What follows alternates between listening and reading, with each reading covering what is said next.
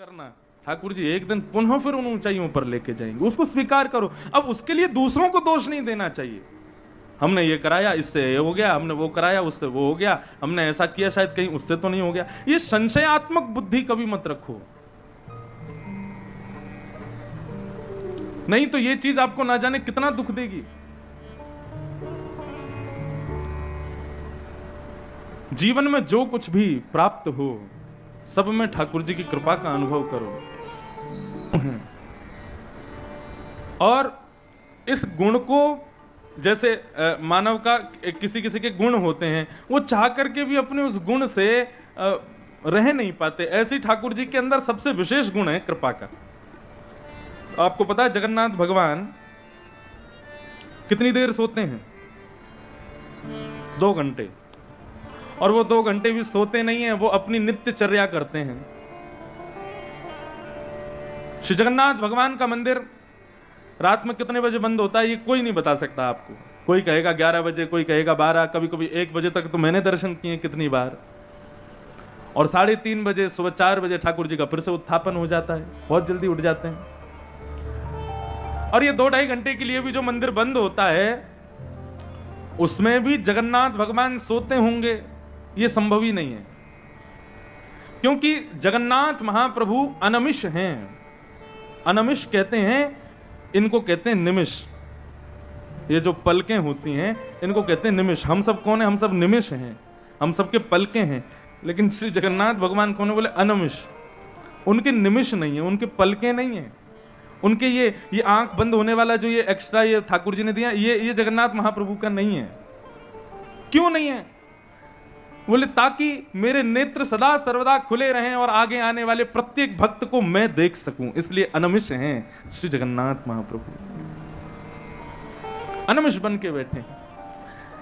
कहीं ऐसा ना हो जाए कि कोई भक्त बहुत दूर से आवे मेरा दर्शन करने के लिए और उसी समय मैं थक हार करके कहीं अपनी पलकें झपका लूं और एक क्षण के लिए जैसी मैं पलक झपकाऊं भीड़ के रेले ने, भीड़ का रेला उसको धक्का दे दे और उसको आगे कर दे और वो मुझे देख ना पावे, वो मुझे दिख ना पावे। इसलिए ठाकुर जी अनमिष बन के बैठे हैं ताकि मेरी पलकें गिरे ही नहीं। जगन्नाथ जी के बड़े बड़े भाव हैं। अनमिष पहला भाव। जगन्नाथ जी के कान नहीं है, कानों का दर्शन नहीं होता श्री जगन्नाथ प्रभु का। आंख नहीं है, कान नहीं है, इसका मतलब ये कुछ गलत मत निकाल लेना। दर्शन नहीं होता जगन्नाथ जी के स्वरूप में, कानों का दर्शन नहीं होता। क्यों? उसके पीछे भाव क्या है? श्री जगन्नाथ प्रभु कहते हैं कि कल को कोई भक्त मुझे पुकारे, हे नाथ मेरी रक्षा करो, हे जगन्नाथ पाहि माम, हे जगन्नाथ रक्ष माम। कोई मेरे से रक्षा की प्रार्थना करे, कोई दर्शन की प्रार्थना करे, तो उस पर कृपा करने के लिए जब मैं जाऊं तो कभी कभी हम लोग कहीं को जाते हैं तो 4 लोग राय देने वाले रोक लेते हैं बीच में, हैं? अब हम राहुल केला आ रहे थे तो 5 लोगों ने राय दी। बोले अच्छा राहुल केला जा रहे हो? बोले हाँ। अच्छा वो तो ऐसी जगह है, वहाँ के लोग तो ऐसे हैं, वहाँ तो ऐसा है, वहाँ का मौसम ऐसा है, वहाँ पर ये है वो है। तो 4-5 लोग पूछते हैं कहाँ जा रहे हो, बता दो, तो फिर राय जरूर देते। अच्छा वहाँ जा रहे हो, वहाँ के लोग तो ऐसे हैं। अब कैसे हैं ये तो मैं नहीं बताऊंगा, क्या बताया था ये तो आप प्रूव करके दिखाओ कि आप कैसे हो। बस अभी तक तो सब बढ़िया है, सब अच्छा है। तो श्री जगन्नाथ महाप्रभु जो हैं उन्होंने अपने कानों का दर्शन नहीं कराया। इसका मतलब क्या है? कल को कोई भक्त बुलावे और मैं उसकी रक्षार्थ जाऊं, कल को कोई मुझसे पूछे, बगल में सुभद्रा जी बैठी हैं, बलराम बैठे हैं, पीछे लक्ष्मी बैठी हैं, इतने सारे देवी देवता, मैं कहीं जाने लगूं और ये लोग मुझसे पूछें कहाँ जा रहे हो, तो मैं कहीं बता दूं कि भाई उस भक्त की रक्षा करने जा रहा हूं, तो फिर मुझे उसके बाद इनकी सुननी नहीं है कि ये कहें अरे वो जगह अच्छी नहीं, वो भक्त ऐसा नहीं है, वो भक्त आपके लायक नहीं है, वो स्थान आपके लायक नहीं है, कहीं ये लोग मुझे टोके ना। इसलिए जगन्नाथ भगवान ने अपने कान ही नहीं बनाए। जब ठाकुर जी कृपा करने के लिए जाते हैं तो लक्ष्मी कहती है अरे वो स्थान आपके लिए नहीं है, तो ठाकुर जी चले ही जाते हैं। कृपा करके जब लौट करके आते हैं तब लक्ष्मी कहती है मैंने बार बार मना किया था उस स्थान पर मत जाना, आपने सुनी नहीं। ठाकुर जी कहते हैं कहां से सुनूं, कान ही नहीं है। तुमको दिखे कान? मेरे कान हैं तो फिर सुनना पड़ेगा आपको। लेकिन श्री जगन्नाथ महाप्रभु ने कान ही का दर्शन ही नहीं कराया। बोले कि कहीं कोई कल को मुझे रोके ना, कोई टोके ना। अनमिष हैं श्री जगन्नाथ जी, बिना कानों के दर्शन के हैं श्री जगन्नाथ जी। ये कान का दर्शन नहीं है, नेत्रों के ऊपर पलकें नहीं है, इन सब का भाव क्या है? कि जगन्नाथ कृपालु है। श्री जगन्नाथ कृपा, और इससे बड़ा कृपालु क्या होंगे। हम अपना हाथ, स्कूल में वो क्या होती थी, प्लेज होती थी, तो ऐसे हाथ करके प्लेज करते थे, और मैं भारतीय हूँ, भारतीय सब नागरिक मेरे भाई बहने आदि आदि वो सब होता था। इतने में भी हमारा हाथ थक जाता था, 2-3 बार नीचे कर लेते थे, टीचर पीछे से आता था, मारता थप्पड़ ऊपर करो। तो इतने में भी हमको इतना कष्ट होता, वो 5 मिनट की प्लेज नहीं होती थी हमसे। और श्री जगन्नाथ महाप्रभु लाखों वर्षों से ऐसे ही खड़े। क्यों खड़े हैं? बोले यदि कोई वैष्णव भक्त आवे, यदि कोई ब्रजवासी आवे, यदि कोई प्रेम उन्मुक्त भक्त मेरे आवे, तो उसके लिए मानो श्री जगन्नाथ जी अपनी भुजाएं खोल करके खड़े, आ जा मेरे गले लग जा भाई। और ऐसा भी नहीं, हमको जय जय श्री राधे में हाथ ऊपर करने में, करताल बजाने में, हाथ ऊपर करने में कष्ट होता है, लेकिन श्री जगन्नाथ महाप्रभु सदा सर्वदा ऐसे खड़े हैं। ब्रजवासी वल्लभ सदा मेरे जीवन प्राण, इनको नाही बिसारी हूं, मोहे नंद बाबा की आन। नंद बाबा की सौगंध खाते हुए ठाकुर जी कहते हैं, ब्रजवासी वल्लभ सदा मेरे जीवन प्राण, इनको ना ही बिसारी हूं, मोहे नंद बाबा की आन। मैं नंद बाबा की सौगंध खा के कह रहा हूं, ब्रजवासी और मेरे वैष्णव भक्त ये मेरे प्राण हैं, इनको मैं कभी नहीं भूलता, इनको मैं कभी विस्मृत नहीं करता। बंधु, हम लोग कथा किस लिए सुनते हैं? हम लोग भजन कीर्तन, कई लोग कहते हैं ठीक है एक बार कथा सुन ली, बार बार सुननी जरूरी क्यों है? एक बार वृंदावन हुआ है, जगन्नाथपुरी हुआ है, बार बार जाना जरूरी क्यों है?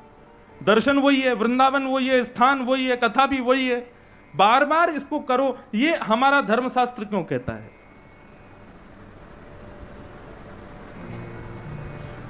कई बार हम कथा करते हैं ना, तो कथा करते करते यदि कोई परिचित दिख जाए कथा में, तो हम उसका नाम मंच से बोल देते हैं। जैसे अब यहाँ सबका नाम तो नहीं जानता मैं, गोपाल जी हमारे मॉनिटर साहब का नाम जानते हैं बस हैं। तो अब जैसे कोई आ जाए परिचित, तो मैंने कहा आइए विनोद जी विराजो, या कथा करते करते कभी कहते हैं विनोद जी सुनो ऐसा, तो वो आदमी इतना प्रसन्न हो जाता है, और फिर बाद में जब कथा करके जाते, महाराज जी आपको मेरा नाम याद था? मैंने कहा हाँ याद था। ठीक उसी प्रकार सारा संसार श्री जगन्नाथ जी का स्मरण करता है, लेकिन हमारी स्मृति ऐसी हो, हमारी भक्ति ऐसी हो कि श्री जगन्नाथ जी को उन लाखों में हमारा नाम याद हो जाए। कहा ये भी है कोई? बराह पुराण में वर्णन करते हैं श्री वेदव्यास जी महाराज कि इतना जप करना चाहिए, इतना स्मरण करना चाहिए ठाकुर जी का, कि और शास्त्र तो कहते हैं अंत काल में ठाकुर जी का स्मरण करो, लेकिन बराह पुराण में श्री वेदव्यास जी महाराज कहते हैं कि जो जीवन भर ठाकुर जी का नाम जप करता है, उसके अंत काल में यदि वो जीर्ण शीर्ण हो जाए और भगवान का नाम स्मरण ना कर पाए, तो उसको डरना नहीं है। क्यों? क्योंकि उसके जीवन भर का नाम स्मरण इस प्रभाव को छोड़ देता है कि उसके अंत काल में वो ठाकुर जी का स्मरण नहीं करता, ठाकुर जी उसका स्मरण करते हैं। ये सारा खेल किसके लिए हो रहा है? ये सारा खेल हो ही इसी के लिए रहा है कि हम तो उनको जानते हैं, लेकिन वो भी हमको पहचान जाएं, उनकी स्मृति में हमारा नाम भी आ जाए, और ठाकुर जी हमको जान जाएं, ठाकुर जी की स्मृति में हम आ जाएं, ठाकुर जी हमें पहचान जाएं, बस जीवन हो जाएगा उसी समय, बस और कुछ नहीं चाहिए। तो श्रीमद् भागवत की कथा बंधुओं किसी कामना की पूर्ति के लिए कभी मत कराना। श्रीमद् भागवत की कथा तो केवल और केवल ठाकुर जी को जानना है, पहचानना है, उनसे हमारा प्रेम बन जाए, हम कहीं कुछ गलत तो नहीं कर रहे, हमें सद्मार्ग पता चले, केवल इन भावनाओं से भागवत की कथा हो। तो भागवत की कथा सुनने से कौन कौन सी कैटेगरी के पापी लोग मुक्त होते हैं अपने पापों से, जरा ध्यान से सुनना। ये मानवा पाप कृतस्तु सर्वदा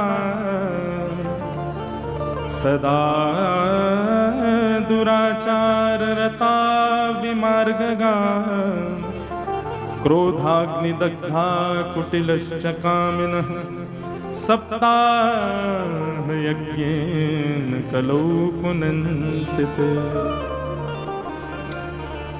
अनेक प्रकार के पाप करने वाले अपनी करनी से पाप भोगते हैं, लेकिन श्रीमद् भागवत किस किस प्रकार के पाप को दूर करती है? वैसे तो सर्व पाप, लेकिन फिर भी यहां गिनवाए जा रहे हैं। कौन कौन से पाप? हमको भी पता चले पाप कहते किसको है। वैसे एक बात कहूं, पाप इतने सारे हैं कि गिनते गिनते हार जाओगे, लेकिन एक बात सदा मेरी याद रखना